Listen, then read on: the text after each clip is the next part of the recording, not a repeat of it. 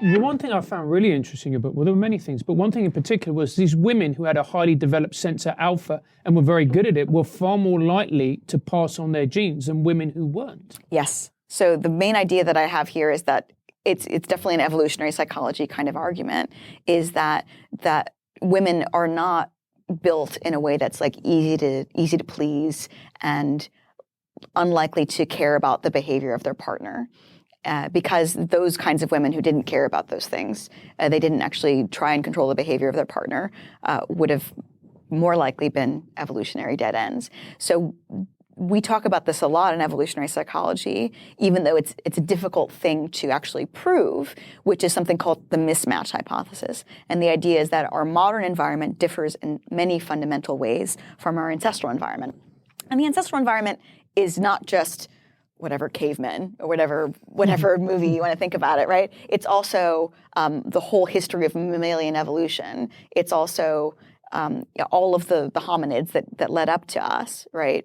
So that's our environment of evolutionary adaptedness. And one of the main differences in those environments is that those environments were much more dangerous. They were much more stressful. And the stakes of whether or not you were going to be able to have living children were much higher. And so in my view, the way we engage in relationships, especially the way that women engage with men, is often as if whether or not you took out the rubbish is a life or death situation. Because if you are with a man who actually doesn't consider your needs or who is neglectful, another weird mismatch is to not see somebody all day, every day, or not see anybody interacting with other people. That's a very strange mismatch as well. But if you don't see a man engaging competently with your needs, then that's going to be something that's going to be upsetting, even though it's no longer a life or death situation. And something I want just to popped into my mind. One of the things that I've been thinking about as well, there's this, in relationships between men and women, there is this sense that on the one hand, the woman would like to be able to influence the man to do essentially whatever she wants. But on the other hand, I have some personal experience of the fact that if a man kind of stands up for himself, so to speak, and pushes back against that, that can be actually quite perceived as quite high value by their female partner. Yeah. What's that all about? So there's a thing called chit testing in the red pill community. You can call it testing the bond. There's a lot of different ways that you can talk about it.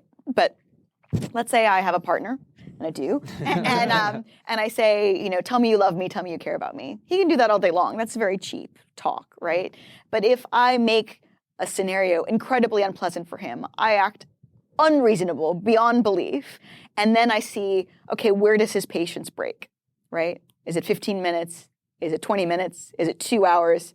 I have a very patient partner, actually. He's really lovely. He is, yeah. He's very patient with me. So I try not to do this, but I do understand that I am in this kind of scenario. So on the one hand, if he's incredibly patient with me, I think this person is very committed and heavily invested in me. But a man who is high status is necessarily not going to put up with as much bullshit as a man who isn't, right?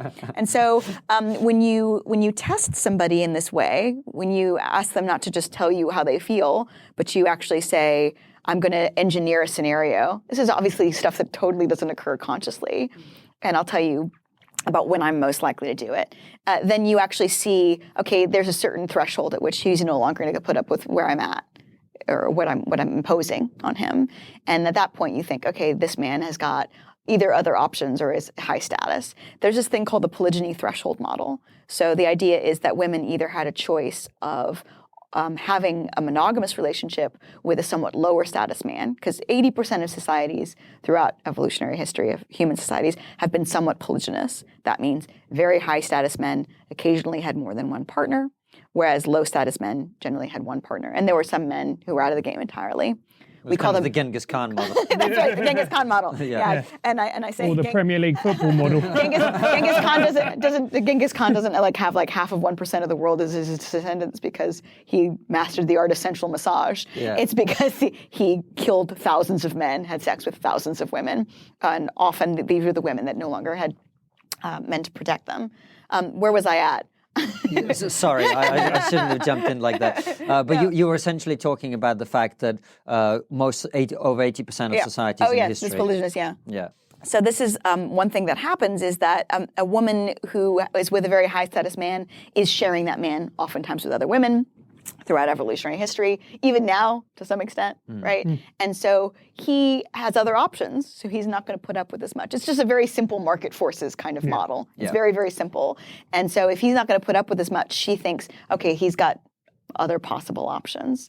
And therefore, it's a circular thing, but if he's putting up with less stuff, that means that he has other options. When he has other options, he puts up with less stuff. And I'm taking some of the red pill stuff that people really rail against, and I'm saying, how can women use this in a way to understand better themselves and their relationships with men? And what's the answer to that question? Well, you have to read my book, which will come out at some point.